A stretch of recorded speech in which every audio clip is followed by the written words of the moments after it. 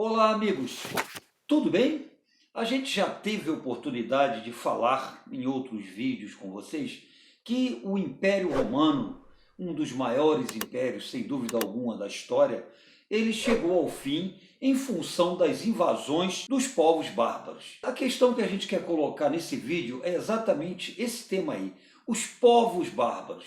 Quem eram os povos bárbaros? Ora, os romanos chamavam de bárbaros a todos os povos que viviam fora dos limites do seu império. Eles eram considerados como bárbaros ou estrangeiros, por quê? Porque tinham uma língua diferente do latim, que era a língua que os romanos falavam, tinham uma cultura diferente, religião diferente. Embora Roma tenha construído um grande império, alguns povos que viviam mais no extremo norte da Europa, mais afastados lá na Ásia, não ficaram sob o domínio do Império Romano. Portanto, foram povos que não foram romanizados, como a gente costuma dizer em história. Agora, quem eram esses povos?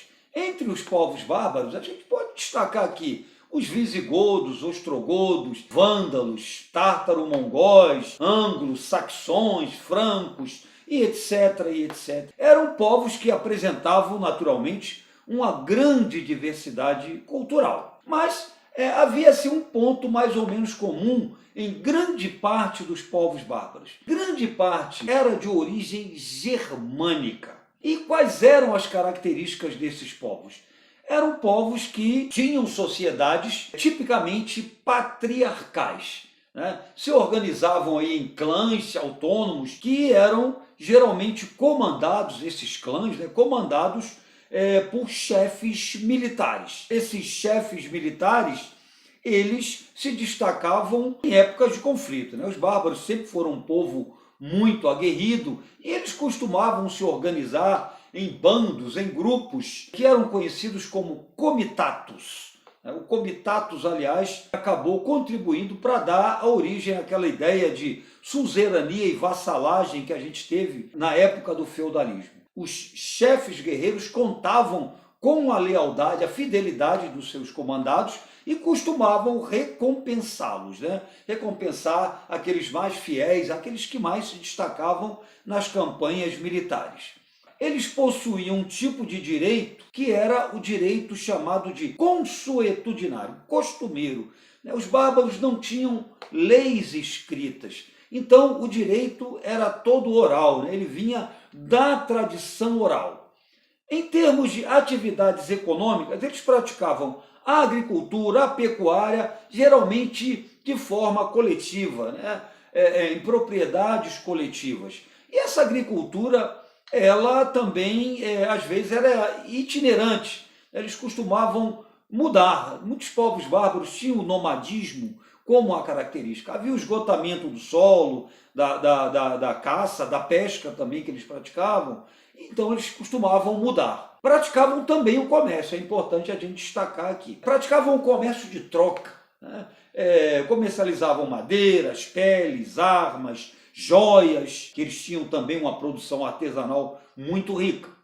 Em termos de religião, eles tinham uma religião que a gente chama de animista, né, em antropologia. Ora, o que eram as religiões animistas?